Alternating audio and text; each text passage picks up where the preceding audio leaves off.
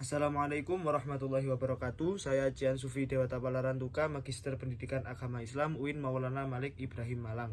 Di sini saya akan mempresentasikan fase kemajuan 1 dinasti Fatimiyah di Mesir Kairo.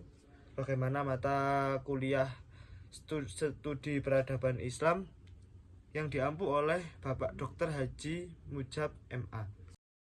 Nah, dalam pembahasan kali ini saya akan membawa 3 subtema pokok yang akan kita ulas sampai akhir pemaparan materi. Yang pertama yaitu sejarah kemunculan dan perkembangan dinasti Fatimiyah, kemudian masa kemajuan dan kontribusi dinasti Fatimiyah terhadap peradaban Islam, dan yang terakhir adalah faktor kehancuran dari dinasti Fatimiyah itu sendiri. Langsung kita menuju ke materi yang pertama, yaitu sejarah kemunculan dan perkembangan dinasti Fatimiyah. Nah, jadi pada mulanya sepeninggal Imam Ja'far As-Shodiq terjadi perdebatan antara golongan Syiah sekte Ismailiyah tentang penggantinya. Nah, jadi ini terjadi perdebatan yang sangat hebat. Akan terjadi perdebatan untuk siapa yang nantinya akan menggantikan Imam Ja'far ini sebagai khalifah. Nah, setelah perdebatan seperti itu untuk menjadi khalifah khalifah Syiah sekte Ismailiyah. Nah, karena putra dari Ja'far As-Shodiq yang bernama Ismail ini sendiri sudah ditunjuk secara nas, sudah meninggal terdahulu, maksudnya sebelum terjadinya kekosongan kekuasaan ini, putra Ja'far As-Shodiq ini sudah meninggal gitu. Dalam jangka waktu yang sama mereka itu melakukan terhadap usulan bahwa Muhammad putra Ismail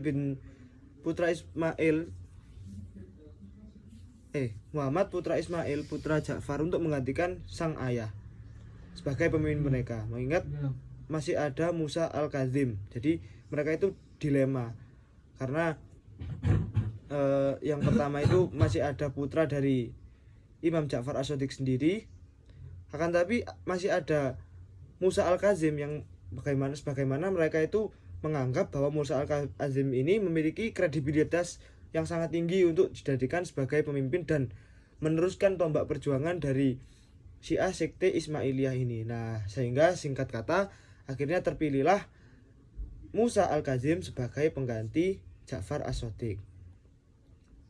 Nah, pada awalnya sekte Syiah Ismailiyah ini tidak jelas keberadaannya gitu. Jadi keberadaan dari segi politik, pemerintahan, kemudian wilayah teritorial kekuasaan mereka dan lain sebagainya, hingga suatu saat datanglah sosok yang bernama Abdullah ibn Maimun, yang mana Abdullah ibn Maimun ini memberi arahan, kemudian memberikan masukan terhadap tatanan, konsep agama serta aspek politik dari sekte ini. Jadi datanglah Abdullah ibnu Maimun ini untuk memperjelas sebagaimana eksistensi golongan Syiah sekte Ismailiyah ini. Nah, adapun menurut catatan lain, Van Gurinibaum tahun 860 Masehi mengatakan bahwa sekte Ismailiyah ini berpindah menuju ke Salamiyah, Syria. Nah, dari sinilah sehingga akhirnya sekte Ismailiyah ini mulai merintis karirnya atau memperkuat diri mereka dengan melakukan propaganda oleh salah seorang tokohnya, yaitu Said Ibnu Husain. Nah, jalur yang dipakai untuk melakukan mencari jati dirinya atau memperluas wilayahnya itu menggunakan jalur gerilya. Nah, jalur gerilya inilah yang nantinya akan menjadi landasan utama bagi berdirinya dinasti Fatimiyah di Mesir. Nah, pada tahun 804 Masehi, Abdullah Al-Husain dari Yaman, yaitu ahli propaganda ini, mendapat dukungan dari suku Barbarian dari Afrika Utara dan gubernur Ifriqiya Zaid Zirid untuk menguatkan rencananya bersama Said bin Husain. Sehingga suatu saat Abdullah ibnu Husain ini berani untuk menghadap ke Said ibnu Husain untuk menjadikan beliau sebagai pemimpin. Jadi Abdullah Al-Husain ini menghadap ke Said ibnu Husain untuk menjadikan Said Ibnu Husain sebagai pemimpin dari gerakan yang mereka lakukan. Seperti itu. Nah, selanjutnya tahun 909 Masehi, Said bin Husain ini kemudian dengan pasukannya yang sangat kuat bersama Abdullah ibnu Al-Husain ini memaksa mundur dan mengusir penguasa Aghlabid dari negaranya sendiri. Jadi mereka mulai melakukan sebuah ekspansi wilayah yang mana pada saat itu mengusir masyarakat atau mengusir penguasa Aghlabid dari negaranya sendiri. Nah, oleh karenanya Said Ibnu Husain kemudian diproklamirkan sebagai imam pertama dengan bergelar Ubaidillah Al-Mahdi. Nah, peristiwa inilah yang kemudian menjadi simbolis bagi berdirinya dinasti Fatimiyah di Afrika. Selanjutnya pada tahun 914 Masehi, dinasti Fatimiyah ini melakukan ekspansi wilayah ke Syria, Malta, Sardinia, Kosrika, Pulau Bedrik dan pulau-pulau lainnya. Nah, selanjutnya pada tahun 920 Masehi, kemudian dinasti Fatimiyah ini mendirikan sebuah kota baru di daerah Tunisia yang kemudian dinamai dengan kota Al-Mahdi. Nah, tak selang lama sekitar 14 tahun kemudian tahun 934 Masehi, Al-Mahdi ini wafat dan digantikan oleh putranya yaitu Abul Qasim yang bergelar Al-Qaim. Nah, pada awalnya Al-Qaim ini masih meneruskan tombak perjuangan dari sang ayah, yang mana Al-Mahdi ini melakukan ekspansi wilayah, kemudian menaklukkan berbagai wilayah dan lain sebagainya. Akan tetapi dalam hal ini Al-Qaim gagal menaklukkan kota Mesir atau menaklukkan ke wilayah Mesir karena pergerakan yang dilakukan bersama para pasukannya ini selalu digagalkan oleh Abu Yazid Makkad, seorang Khawarij dari kota Mesir, sehingga Al-Qaim pun meninggal. Nah, jadi Al-Qaim ini tidak sempat menaklukkan kota Mesir karena dijegal, karena pergerakannya selalu dihancurkan atau dijegal oleh Abu Yazid Al-Makkad tersebut. Nah, sehingga Al-Qaim meninggal dan digantikan oleh putranya yang bernama Al-Mansur, sehingga pada saat kekhalifahan Al-Mansur inilah Al-Mansur berhasil menumpas Abu Yazid Makkad dan bisa menguasai Mesir. Nah, kemudian dinasti Fatimiyah ini menguasai Mesir. Jadi ada dua pembahasan yang akan kita bahas berikut ini, yaitu dinasti Fatimiyah yang menguasai Mesir dan khalifah-khalifah yang ada di dinasti Fatimiyah. Nah, dinasti Fatimiyah menguasai Mesir pada tahun 969 Masehi. Mesir ini memiliki 3 wilayah kekuasaan di bawah kepemimpinan Iqsidiyah, yaitu wilayah-wilayah yang termasuk wilayah suci, yang mana itu Mekah, kemudian Madinah, dan Yerusalem. Nah, singkat cerita, dinasti Fatimiyah ini bisa menaklukkan kota Mesir. Akhirnya karena dinasti Fatimiyah ini bisa menaklukkan Iqsidiyah sebagai pusat dari pemerintah menaklukkan kekuasaan Iqsidiyah, akhirnya beliau bisa merampas 3 wilayah kekuasaan yang dimiliki oleh Iqsidiyah tersebut, sehingga Kairo lah yang dijadikan oleh dinasti Fatimiyah sebagai pusat pemerintahan dari pemerintahan dinasti Fatimiyah tersebut. Nah, tetapi setelah dinasti Fatimiyah ini kemudian menguasai Mesir secara menyeluruh, terjadilah penyimpangan-penyimpangan yang dilakukan oleh khalifah dan juga dinasti Fatimiyah secara menyeluruh. Yang pertama itu adanya penyimpangan terhadap kaum Sunni atau diskriminasi terhadap kaum Sunni. Ya, bagaimana mereka yang tidak mau mengikuti ajaran sekte Syiah Ismailiyah ini disuruh untuk mengikuti ajarannya, yang mana notabene-nya mereka ini adalah kaum Sunni. Nah, sehingga mereka itu disiksa, kemudian ada yang sampai bahkan dibunuh. Nah, kaum Sunni ini diharuskan menyebutkan para khalifah Fatimiyah dalam setiap khutbah Jumat. Nah, seperti itu. Kemudian orang Sunni juga dilarang berkunjung ke wilayah kota suci Yerusalem. Sedangkan kaum Syiah dimotivasi, bahkan dianjurkan untuk datang ke sana, sehingga terjadilah kesenjangan antara sekte Syiah Ismailiyah dengan mereka kaum Sunni. Nah, sehingga pada tahun 906 Masehi, dinasti Fatimiyah ini berkolaborasi dengan masyarakat Qoromitoh. Nah, masyarakat Qoromitoh. Untuk apa? Untuk menyerang jamaah haji, dan akhirnya sayang sekali imbasnya adalah 20.000 jamaah terbunuh dalam peristiwa itu. Nah, aksi ini kemudian dilanjutkan di tahun 928 Masehi.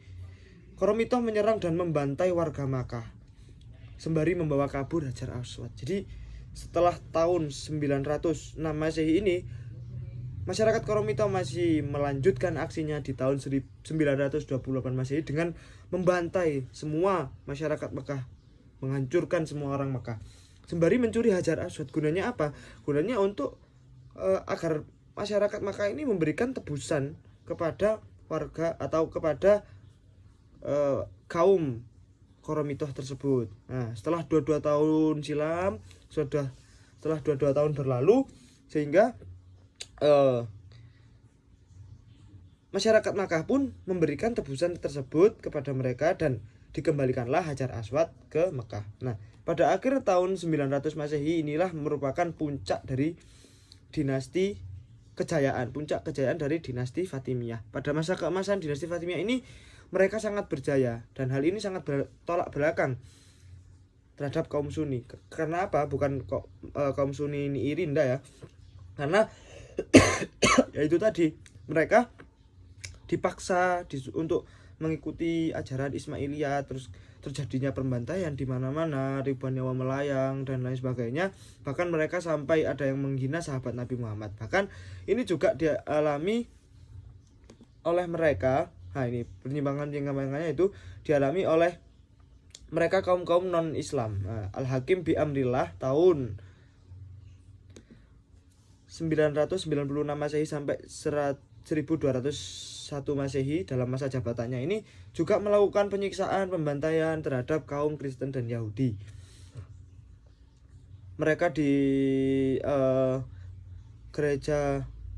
seluruh gereja dan tempat beribadah yang dimiliki oleh kaum Yahudi dan kaum Kristen ini dihancurkan, sehingga dari sinilah timbul yang namanya perang salib. Nah, jadi perang salib ini sebetulnya bukan berawal dari kejahatan umat Islam secara menyeluruh. Jadi maksudnya bukan kok umat Islam yang menjadikan perang salib ini ada, akan tapi berasal dari ya ini tadi, khalifah yang sangat keji, khalifah yang mendiskriminasi terhadap sesama manusianya, tidak menerima perbedaan. Jadi beliau ini bisa dikatakan tidak multikulturalisme, seperti itu.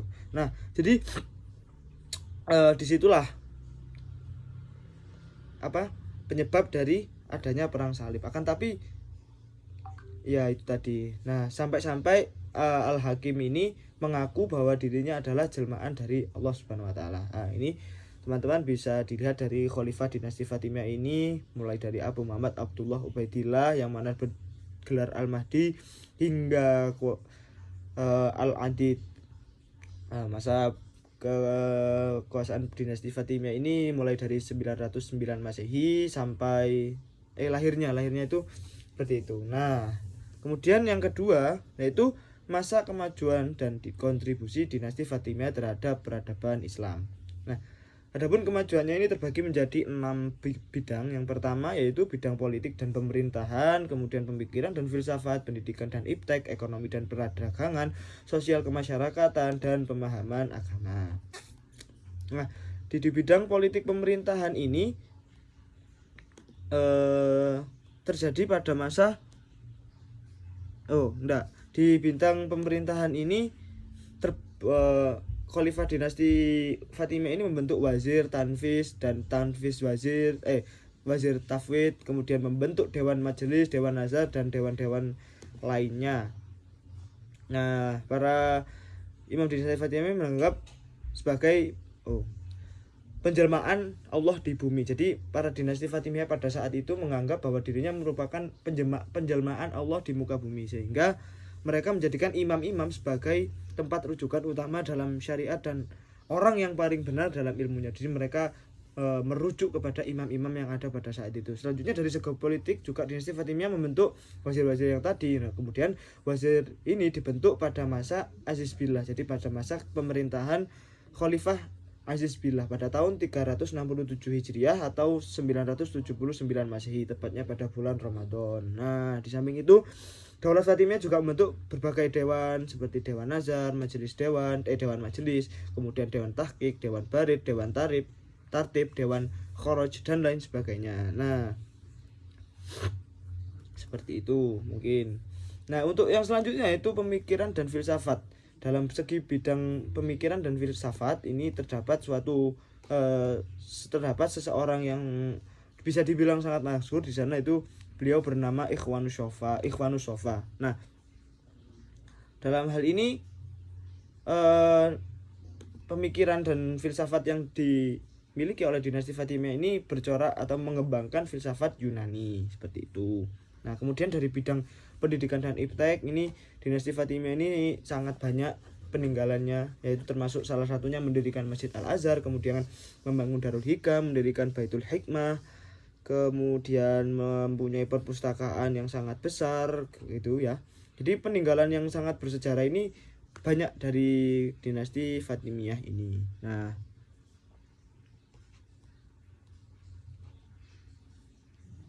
Nah, jadi kemajuan yang paling fundamental itu yaitu dengan mendirikan lembaga keilmuan yang disebut Darul Hikam atau Darul Ilmi yang dibangun oleh Al-Hakim pada tahun 1005 Masehi. Nah, kemudian dalam masa ini kurang lebih 100 karyanya tentang matematika, Ibnu Haytham dan astronomi kedokteran telah dihasilkan. Jadi banyak sekali keilmuan yang kemudian dihasilkan dalam masa pemerintahan dinasti Fatimiyah tersebut. Nah, pada masa Al-Muntasir terdapat perpustakaan yang sangat besar yang mana di dalamnya berisi 20.000 buku dan 2.400 illuminated Al-Quran, dan ini merupakan bukti kontribusi dinasti Fatimiyah yang sangat besar bagi perkembangan budaya Islam. Nah, kemudian dalam sektor ekonomi dan perdagangan ini Mesir mengalami kemakmuran ekonomi dan fasilitas kultural yang mengungguli Irak dan negara-negara yang lain sebagainya. Kemudian hubungan dagang dengan mereka yang non muslim ini juga terjaga dengan baik. Nah, jadi ini dapat ditandai atau dapat dilihat ketika di salah satu khalifah dinasti Fatimiyah ini menghadiri suatu pesta gitu ya. Beliau ini menggunakan baju atau pakaian yang sangat indah dan sangat megah. Nah, inilah yang juga merupakan sebuah tanda bahwa perdagangan dan perekonomian di sana itu sangat maju. Kemudian istana yang dihuni oleh 3.000 orang dan terdiri dari 1.200 pelayan dan pengawal ini terdapat masjid-masjid, perguruan tinggi, rumah sakit, pondokan khalifah, dan berukuran sangat besar. Nah, dari segi pertanian, dinasti Fatimiyah ini mengalami peningkatan. Keberhasilan dinasti Fatimiyah pada masa ini bisa dikelompokkan kepada dua sektor. Yang pertama yaitu daerah pinggiran-pinggiran Sungai Nil dan tempat-tempat yang kemudian ditentukan oleh khalifah untuk dijadikan sebagai pusat pertanian. Dalam segi sosial kemasyarakatan, masyarakat pada saat pemerintahan dinasti Fatimiyah ini sangat akur ya, sangat rukun. Tidak ada terjadinya di situ dapat ditandai dengan mereka masyarakat kaum Kristen, beragama Kristen dan Ahlus Sunnah ini mereka hidup berdampingan, damai, tidak saling mengejek satu sama lain, dan akan tetapi yang malah menghancurkannya adalah dinasti Fatimiyah tersebut, yang mana terjadi penyimpangan-penyimpangan yang telah dibahas di awal tadi. Kemudian pemahaman agama. Tentang pemahaman agama, sesungguhnya dinasti Fatimiyah ini dalam ajaran agamanya itu ingin mendeklarasikan atau mengajarkan doktrin-doktrin sekte Syiah Ismailiyah. Jadi dalam ajarannya ini mereka menggunakan atau mendoktrin atau mereka untuk mempelajari doktrin-doktrin yang ada di sekte Ismailiyah tersebut. Nah, selanjutnya itu ada tokoh-tokoh masyhur yang terkenal itu seperti Abu Haytham Ar-Razi. Ini pemikirannya itu bercorak politik, seperti contoh karyanya menulis buku Azainah yang. Kemudian Abu Abdullah An-Nasafi itu karyanya banyak membahas al-usul al-mazhab al-Ismaili. Kemudian Abu Ya'qub As-Sajazi memiliki karya yang sangat banyak dalam tulisannya. Kemudian Abu Hanifah, kemudian Ja'far Ibnu Mansur, Hamiduddin Al-Kirmani dan lain sebagainya. Dan yang terakhir, yang ketiga, yaitu fase di mana dinasti Fatimiyah ini mulai terlihat goyang, kemudian sampailah pada titik dinasti Fatimiyah ini runtuh gitu ya. Nah, yang pertama itu ditandai dengan Khalifah Al-Hakim. Jadi sepeninggal dari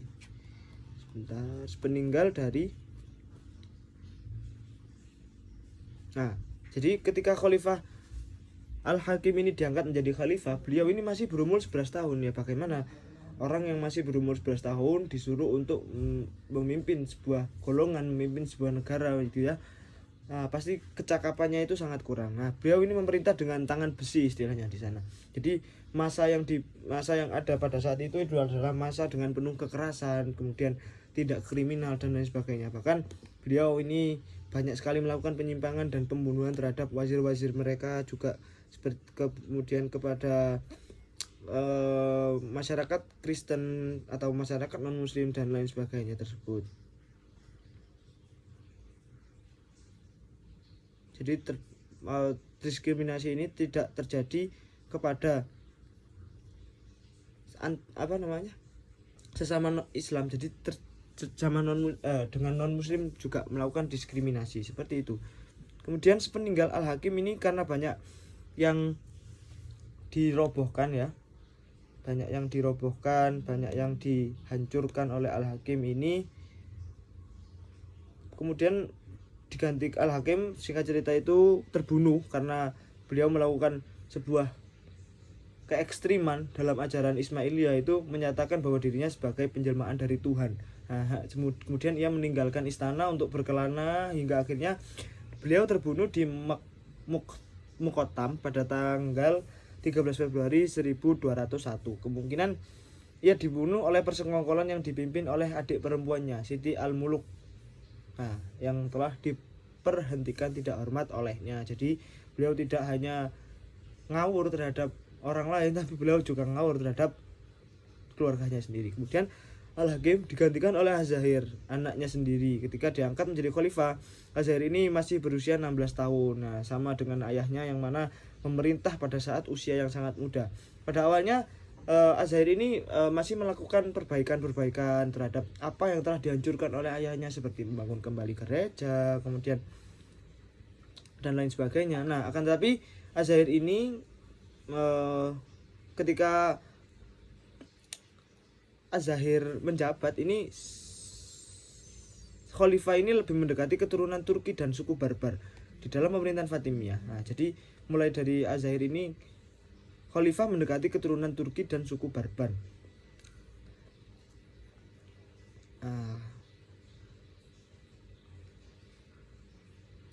Nah, kemudian setelah sepeninggal Az-Zahir ini juga digantikan oleh anaknya sendiri yang dalam hal ini sama, yaitu masih berusia yang sangat muda, itu 11 tahun, yang mana yaitu digantikan oleh Al-Muntasir.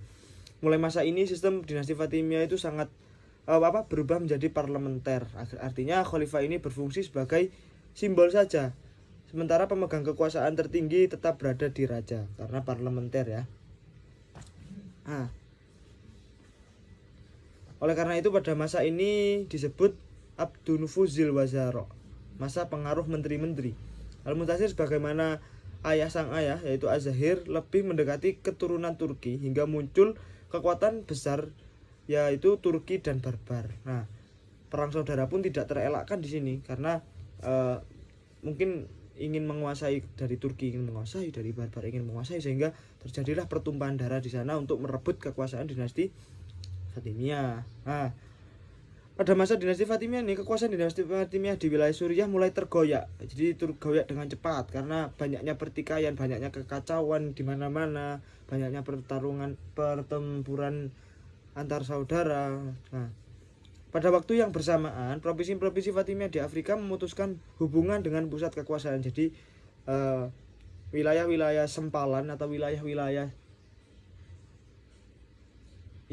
yang lainnya dari dinasti Fatimiyah ini yang terdapat di Afrika ini memutuskan hubungan dengan pusat kekuasaan.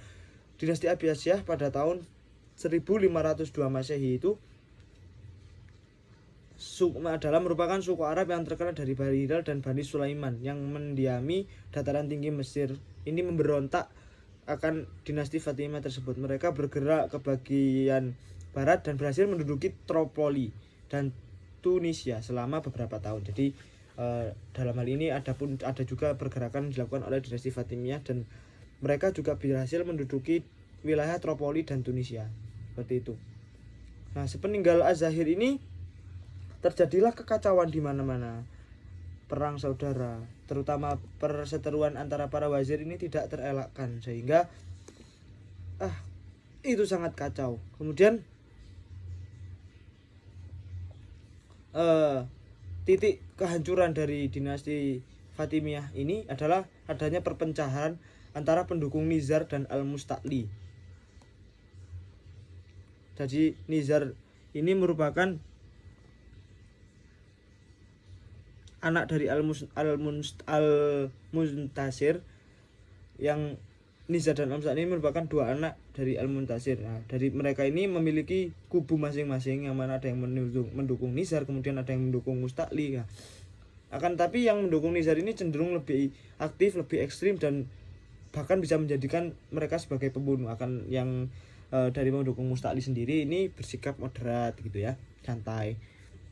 Nah, sehingga singkat cerita terpilihlah Al-Musta'li sebagai khalifah pada saat itu. Nah, karena gaya pemimpinannya itu moderat, jadi basis spiritual Ismailiyah ini mulai runtuh di sini. Jadi tidak kokoh lagi, sudah mulai bisa dihancurkan dari berbagai sektor.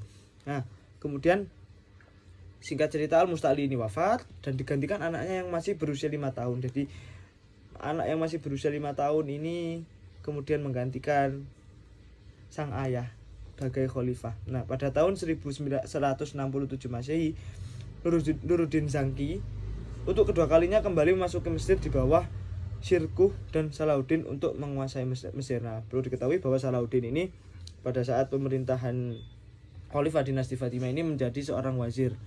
Nah, kemudian pada masa khalifah puncak keruntuhan yang berarti ini pada masa Khalifah Al-Adid, Salahuddin Ayyubi itu memiliki posisi yang sangat bagus, memiliki posisi yang sangat memiliki kewenangan yang besar karena posisinya tersebut, yaitu sebagai seorang wazir. Nah, beliau kemudian mengadakan pertemuan dengan para pembesar-pembesar yang ada pada zaman itu untuk apa? Untuk menyelenggarakan khutbah, yang mana khutbah di situ dengan menyebut Khalifah Abbasiyah, menyebut nama-nama Khalifah Abbasiyah. Nah, disitulah mulai terjadi simbolik akan diproklamirkannya dinasti Fatimiyah. Kemudian yang terakhir yaitu terjadinya kekacauan dari berbagai sektor dan diakhiri oleh Salahuddin Al-Ayyubi. Maksudnya diakhiri dengan oleh Salahuddin Al-Ayyubi dengan meruntuhkan dinasti Fatimiyah dan kemudian memproklamirkan dan merebut kekuasaan dinasti Fatimiyah, sehingga berdirilah dinasti Abbasiyah di sana. Nah, adapun peninggalan bersejarah ini yang masih dapat kita lihat sampai sekarang dari dinasti Fatimiyah di Mesir ini adalah Universitas Al-Azhar, Kairo, Mesir, yang awalnya itu mencetak mereka sarjana-sarjana Syiah. Kemudian dalam masa pemerintahan Abbasiyah ini dirubah karena ajarannya juga diubah, maka tokoh-tokoh yang dicetak pun diubah, yaitu tokoh-tokoh Sunni. Demikian, terima kasih atas perhatian dan waktunya. Saya mengucapkan mohon maaf karena dalam presentasi ini pasti masih banyak kekurangan, dan terima kasih atas waktunya. Wassalamualaikum warahmatullahi wabarakatuh.